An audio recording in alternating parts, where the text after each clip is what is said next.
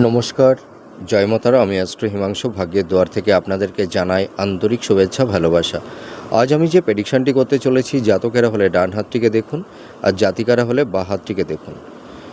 যদি কোনো জাতক জাতিকাদের হাতের এই রবির ক্ষেত্রে যদি সুন্দর একটা রবি রেখা থাকে এবং এই রবি রেখাটা যদি এই হৃদয় রেখা পর্যন্ত এসে এই হৃদয় রেখা পর্যন্ত এসে যুক্ত হয়ে যায়, তাহলে এটি খুবই ভালো। ঠিক আছে, এই রবি রেখায় কোনো কাটাকাটি থাকবে না। তার পাশাপাশি যদি কোনো জাতক জাতিকাদের এই হাতের রবির রেখার সঙ্গে যদি এই ধরনের ত্রিভুজ চিহ্ন বা এই ধরনের চতুর্ভুজ চিহ্ন তৈরি হয়, তাহলে সেটি আরও শুভ।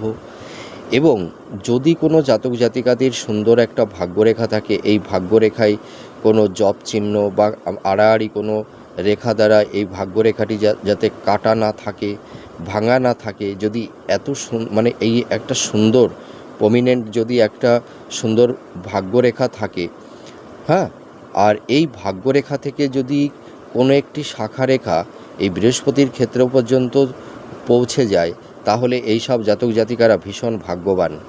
এরা জীবনে প্রচুর সাকসেস, মান, যশ, খ্যাতি, সাফল্যতা পেয়ে থাকে।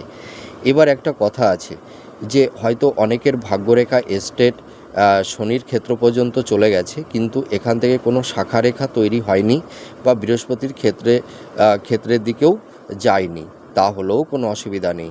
যদি এখান থেকে যদি কোনো শাখা রেখা বৃহস্পতির ক্ষেত্রের দিকে নাও যায়, যদি সুন্দর একটা ভাগ্যরেখা থাকে, তাহলেও আপনারা এই শুভ ফল পাবেন। আর এই রবির ক্ষেত্রে যদি এই ধরনের ত্রিভুজ চিহ্ন না থাকে বা চতুর্ভুজ চিহ্ন না থাকে, যদি সুন্দর একটা প্রমিনেন্ট রবি রেখা থাকে, তাহলেও কিন্তু আপনারা এই শুভ ফলটি পাবেন। কিন্তু যদি এর পাশাপাশি এই রেখাগুলো এক্সট্রা থেকে থাকে, তাহলে হয়তো এর শুভত্ব ফলটা আরেকটু সামান্য বেশি মাত্রায় থাকে, এটাই যা। তা যদি কারোর এই ধরনের রেখা থাকে, এরা জীবনে নাম, যশ, খ্যাতি, প্রতিষ্ঠা, সম্মান এরা সর্বদাই পেয়ে থাকে এবং এরা সমাজে খুব গণ্যমান্য ব্যক্তিরূপে নিজেদেরকে প্রতিষ্ঠিত করতে পারে। আপনারা মিলে দেখুন। জয় মাতারা।